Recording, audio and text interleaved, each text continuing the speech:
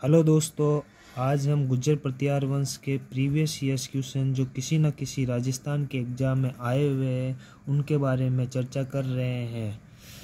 इतिहासकार आर.सी. मंजूमदार के अनुसार गुज्जर प्रतिहार में कितनी शताब्दी तक अरब आक्रमणकारियों के लिए बाधक का काम किया था।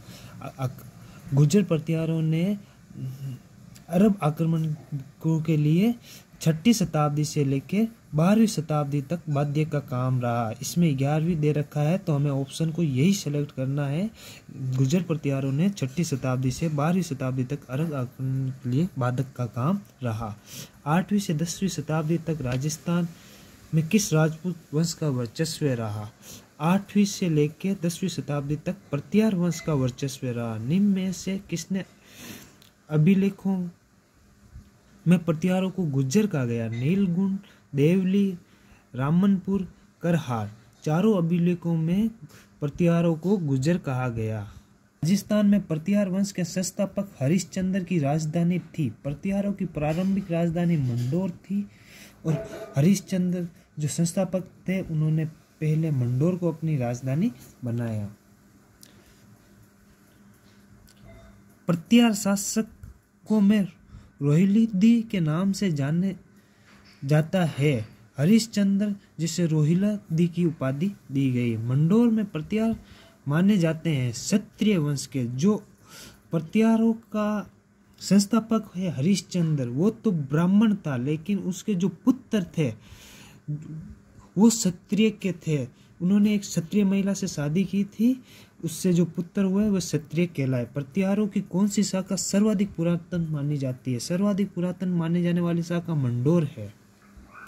प्रतिहार वंश की मंडोर शाखा के किस शासक ने अपनी राजधानी मंडोर से मेड़ता स्थानांतरण की गई?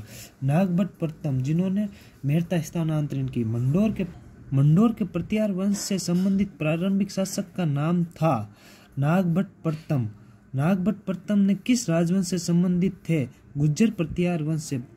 प्रतिहार शासक जिसने सर्वप्रथम जालौर को अपनी राजधानी बनाई, नागभट्ट प्रथम। प्रथम प्रतिहार शासक जिसने परम भट्टाकारक महाधिराजा परमेश्वर की उपाधि प्राप्त थी, नागभट्ट द्वितीय।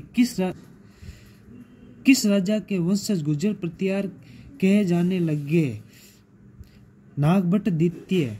आदिवरा की उपाधि जिस राजपूत शासक ने धारण की थी वह है मिहिर भोज।